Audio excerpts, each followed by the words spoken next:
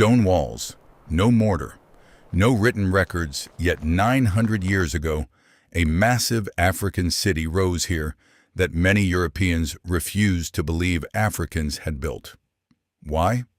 Because the engineering seemed impossible. Welcome to Great Zimbabwe, the forgotten African metropolis that rewrote history and shattered one of history's biggest myths. Between the 11th and 15th centuries, Great Zimbabwe was the heart of a powerful African kingdom. At its peak, it housed 10,000 to 20,000 people and was one of the largest cities in sub-Saharan Africa at the time. This wasn't a village. This was a capital of power, trade, and influence. The fuel behind this empire? Cattle and gold.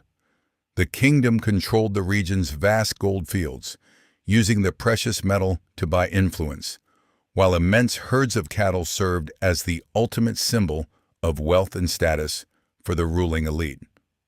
The most mind-blowing part? The construction. Massive granite blocks, some weighing tons and stacked perfectly without mortar. No cement, no modern tools, just precision, engineering and skill that still stuns experts today.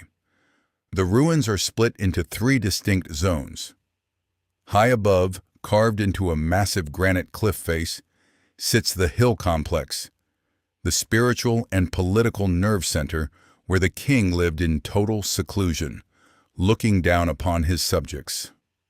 At the center of the valley below stands the Great Enclosure, a massive circular wall over 30 feet high and stretching 800+ feet around.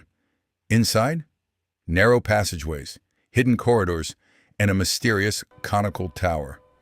Its purpose, still debated. Ritual? Royal power? Symbol of authority? Great Zimbabwe wasn't isolated. It was plugged into a vast trade network stretching across Africa and beyond.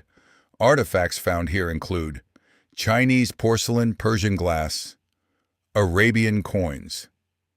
This city was connected to the global economy centuries ago. Archaeologists even discovered 6-foot-tall soapstone birds, carved with human-like hands and terrifying raptor claws. These Zimbabwe birds acted as sacred guardians, bridging the gap between the living king and the spirits of his royal ancestors. Then, it was abandoned. By the 15th century, the city declined, possibly due to overgrazing, resource depletion, political shifts. No single answer, just a slow fade into silence. For years, and outsiders refused to believe Africans built it. Colonial myths tried to credit foreigners.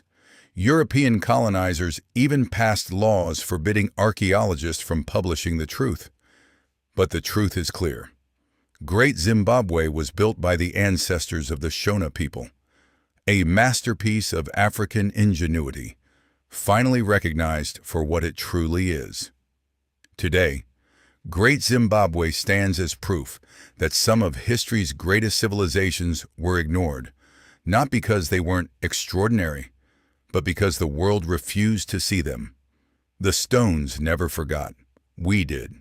Every ruin has a story. Every mystery has a past. And every week, we uncover another one. Subscribe to Worlds Rewound, and let's keep rewinding history together.